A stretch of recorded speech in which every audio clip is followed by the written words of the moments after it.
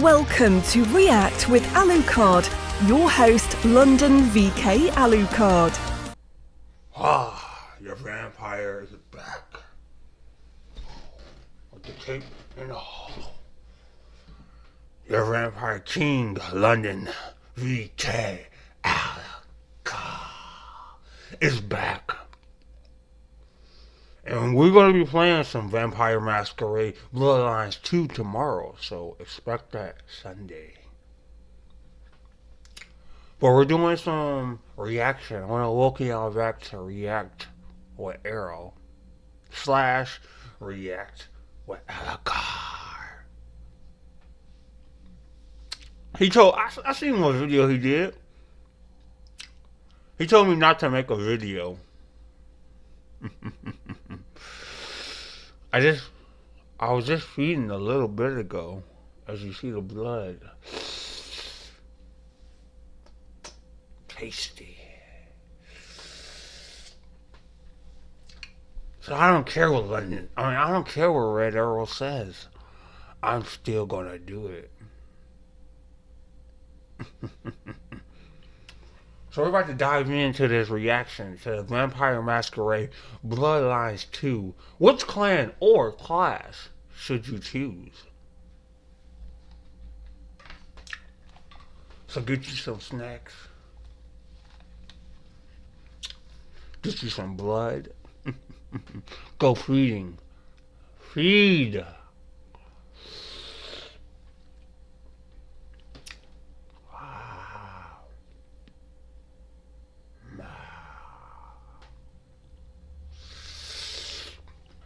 Let's get on into it. Okay.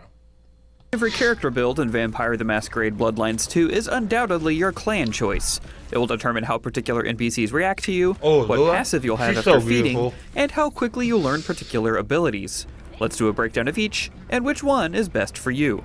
Let's get it. The clan you choose determines the initial abilities you can learn, and you can learn them all pretty fast moving vertically up the ability tree. If you want to branch left and right into the abilities of other clans, you'll have to do more legwork after unlocking clan contacts once you complete a particular story quest, a Star of Cold Aspect. You can also only equip one ability per row at a time. The ease of unlocking these cross-clan abilities depends on clan affinities, of which there are 7. Celerity, Presence, Potence, Dominate, Blood Sorcery, Obfuscate, and Oblivion. If the affinity of a particular ability matches one of the affinities of the clan you chose, it will cost fewer ability points to learn, denoted by the clan affinity tag here on the ability tree. Alrighty, let's get to the actual classes. The Vampire the Masquerade tabletop RPG inside the World of Darkness setting in which this game takes place doesn't have one-to-one matches with something more mainstream like D&D, but I may reference commonly understood archetypes just to help you wrap your mind around your choices. This doesn't mean that Brujah are fighters, Tremere are wizards, or Toreador are bards, as they all have major differences, but it can be a helpful jumping off point for the purposes of this video. Damn. Think of Clan Brujah as the biker gang members of the vampire world. They focus on brawling and overpowering enemies without too much thinking. The Brujah passive is Brutality, which makes all your attacks temporarily stronger after feeding. Abilities like Lightning Strike, which hurls an array of punches at all nearby enemies, and Earth Shock, which does a giant AoE slam, are great for controlling groups that are already surrounding you, a situation that can often very quickly lead to death in Bloodlines 2. Since your clan affinities are Celerity, Presence, and Potence, Brujah have an unusually high connection with Toreador abilities, meaning they'll all cost less to learn. Entrancing Kiss is great to gain an extra ally when you're already in the fight, and only costs 2 pips of blood, making it easier to recharge than Lightning Strikes. Split Second from the Banu Hakim can also give you another chance to reposition yourself during combat if you don't mind giving up charge. If you like to punch your way through problems rather than think about them too hard, Brujah may be the way to go.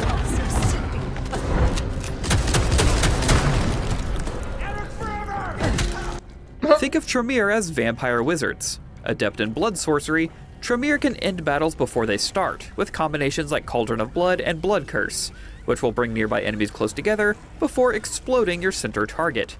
This comes at a cost, however, as they're also pretty blood hungry. None of their abilities cost less than 3 blood pips, and Blood Salvo costs 5. It is immensely powerful, however, as each dart will likely kill weaker enemies in one hit, making it great for taking out stragglers after an initial explosion. Behind you! Recall allows you to return to a previously marked location to escape trouble if you get surrounded, hurting or killing enemies nearby the destination circle. Tremere also have the longest range melee attack, allowing you to stay out of reach of enemy strikes. Since their clan affinities are Blood Magic and Dominate, they pair well with Ventrue abilities, as well as some from clans La Sombra and Banu Hakim. If you want to end fights before they begin, and win on the strength of planning, go with Clan Tremere. The Assassins of the World of Darkness, Banu Hakim's passive lets them become silent for a time after feeding, giving them an extra edge to not alert nearby people. Nearly all of their abilities revolve around erasing your presence, and due to having an affinity for Celerity, Blood Sorcery, and Obfuscate, they have myriad choices for cross-clan abilities, including the entire Tremere tree, 2 abilities from Brujah, and 2 from Toreador, making them highly versatile. Since they have opportunities to disappear or reorient themselves with skills like Unseen Aura, Split Second, Mute, and their passive, they have many more chances for mid-battle feedings, allowing them to heal and use more abilities. Their perk allows you to stay more stealthy during Vampiric Sprint, so even your mobility tools allow you to more easily stay out of sight. They also have the fastest melee attack of all the clans. If you want to dart in and out of groups, erase your presence, and keep the enemy guessing with quick strikes, try Banu Hakim. I might do that one. I like me some... When investing leads to questions, JP Morgan Wealth Management has power. I do like me some stealth and biting. As y'all can see, with the blood on them.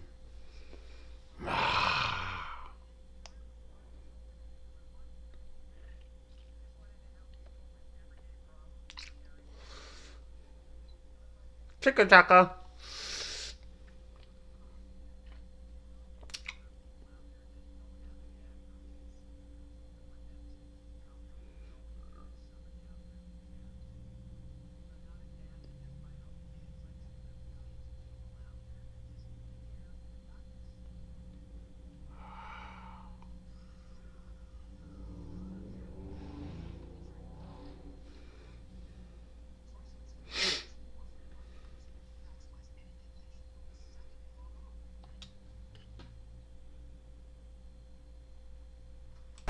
I am here as a courtesy, nothing more.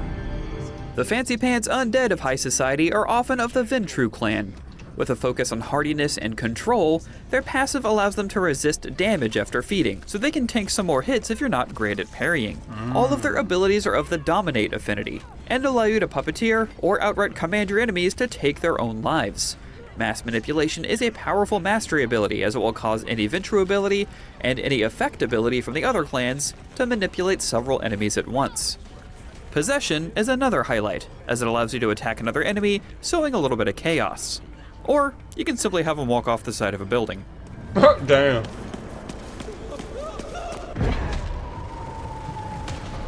Cloud Memory isn't the most useful during combat, but can be used if someone turns around when you're trying to sneak up on them. And Terminal Decree, which makes enemies snap their own neck, won't fully work on stronger enemies, but can at least be used to stun them for a bit.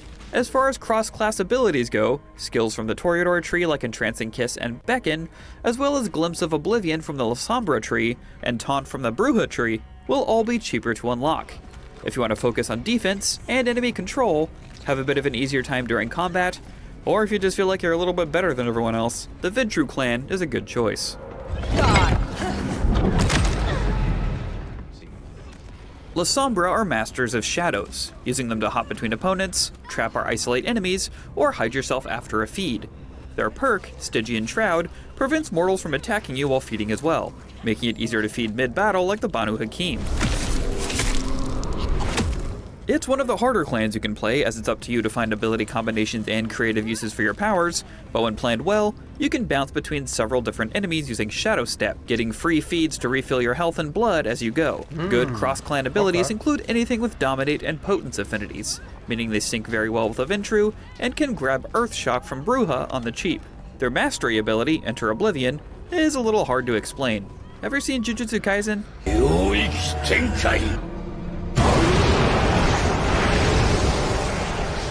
Imagine creating a small pocket dimension where you can isolate a small group of enemies. You can split them up from the main group, take them all out, drink their blood, Tasty. and come out the other end fully topped up after thinning out the enemy ranks. You can even pull them in, trap them there, and then deactivate the ability to seal them away.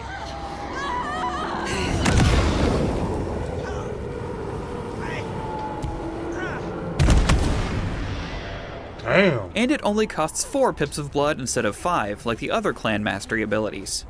If you want a highly flexible clan that can be hard to master, La Sombra may have what you're looking for. At first glance, Toreadors sound a lot like D&D's bards, with their bewitching abilities and high charisma, but they're actually much closer to high dexterity brawlers. Their passive makes them move much faster after feeding, and their abilities require a lower blood cost to recharge than any other clan. That being said, I find some of their abilities pretty underwhelming. Beckon brings an enemy close to where they've last seen you, but they're very quick to snap out of it, making it hard to capitalize. I would definitely take Taunt from the Bruja tree instead. It costs the same amount, and will be cheap to acquire given their natural affinity for presence. And given that you're inflaming your enemy's passions, it still fits with the role of the clan if that's important to you. Likewise, Blink, just like the same ability from Dishonored, teleports you to where you're looking and only costs 1 pip of blood.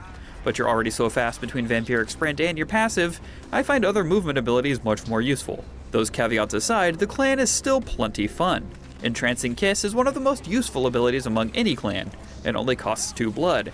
Turning an enemy into a friend is a fantastic way to sow some chaos before running away, and the mastery ability, Blurred Momentum, auto-parries strikes from enemies, allowing you a brief cathartic moment when you can finally stand your ground and brawl toe-to-toe, rather than dart in and out. Less romantic paramour and more tricky little scamp, the Toreador is a great pick if you want to stay nimble with both your movement and your ability choices. We hope this video helps you get past the highest skill check in the game, the character creation screen. If you need any more help, make sure to check out our combat guide. And for everything else gaming, Oh, I'm excited for this to play tomorrow. Oh. There's 2 clans I'm thinking about, but I'm going to leave that to... I'm not going to say which clan I'm going to pick. You just got to wait and see. I'm definitely going to be playing this tomorrow.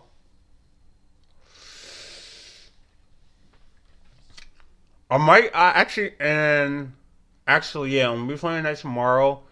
And then either Sunday. I'm trying to think. Either Sunday or Tuesday. I'm going to be doing, I'm going to be streaming on Twitch. So make sure y'all follow the Twitter, Red Arrow's Twitter. I'm going to be streaming Sinners with Michael B. Jordan. That movie, chef's kiss. And I'm going to do a watch along so y'all can come by and watch it with me.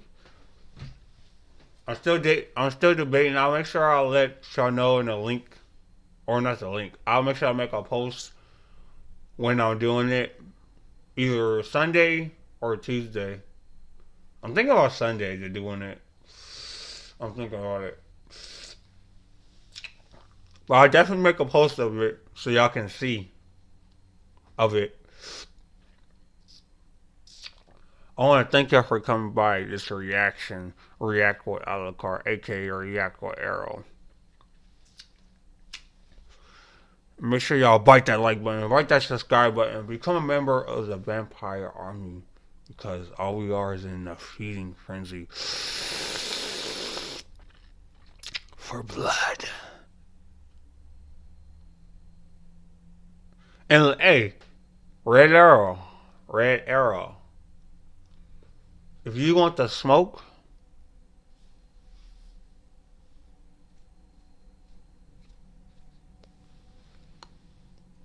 just bring it.